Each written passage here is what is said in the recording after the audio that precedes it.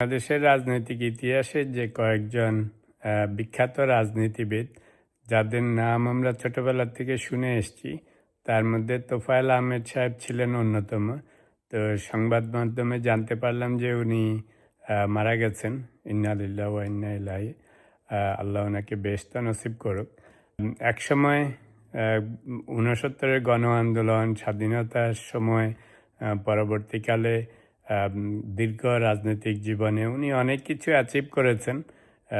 বিভিন্ন সময় এমপি, মন্ত্রী সবই হয়েছেন লাইফে।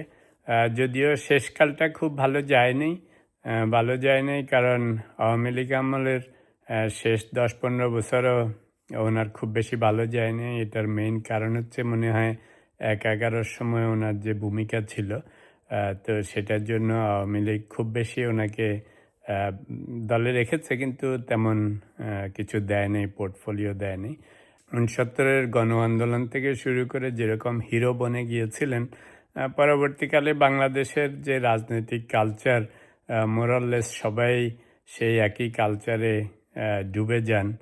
আনফর্চুনেটলি সেই নানা রকম দুর্নীতি এটা সেটার সাথে জড়িয়ে যান, যার জন্য পরবর্তীকালে সেই হিরোইজমটা আর অতটা থাকে না।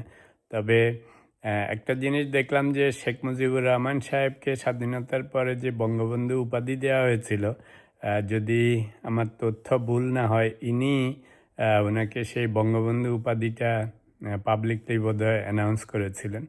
ওনার বিরুদ্ধেও অনেক মামলা মোকদ্দমা ছিল।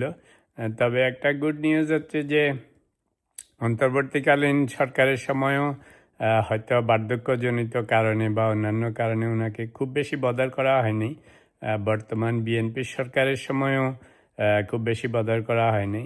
তো যাই হোক, যেহেতু আমাদের রাজনৈতিক কালচারটাই এত বাজে যে যেই যায় লঙ্কায় সেই হয় রাবণ, তো সবার মধ্যেই দোষ গুণে সবার মধ্যেই দেখা দেয়।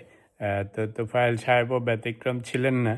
একটা জিনিস শিক্ষণীয় হচ্ছে যে বর্তমান প্রজন্মের যারা, এই তোফায়েল আহমেদরাও একসময় বিভিন্ন গণ আন্দোলনের, গণ অভ্যুত্থানের, স্বাধীনতা আন্দোলনে, বিভিন্ন ছাত্র সংগঠনে ইনক্লুডিং ডাকসু, এমপি, মন্ত্রী সব কিছুই করেছিলেন। কিন্তু দেখেন যাবার বেলায় সেই অনেকটা নিবৃত্তেই যেতে হয়েছে। সেটা যেতে হয়েছে কারণ ওনারা যেভাবে হিরো হয়ে উঠেছিলেন, পরবর্তীকালে রাজনীতিতে নিজেদের সেই হিরোইজমটা ধরে রাখতে পারেন নাই। কমপ্লিটলি নিজেদের দোষও না। একটা হচ্ছে অবভিয়াসলি নানা রকম দুর্নীতি টুর্নীতি এটা ওটার সাথে জড়িয়ে যাওয়া। আরেকটা হচ্ছে আমাদের দেশের যে রাজনৈতিক কালচার, সেই কালচারে কোনো দলের মধ্যে থেকে বড় রকমের ভয়েস রেইজ করাও খুব টাফ। নীতি নির্ধারণে নিজেদের মতামত দেওয়াও টাফ। যাই হোক, তোফায়েল সাহেব যেহেতু বর্ষিয়ান নেতা ছিলেন, অনেক বছর বাংলাদেশের রাজনীতিতে ছিলেন, দলমত নির্বিশেষে এখন যাবার বেলায় আর ওনার নামে খারাপ না বলাই ভালো। তো আল্লাহ ওনাকে বেহেশত নসিব করুক, এটুকুই বলবো।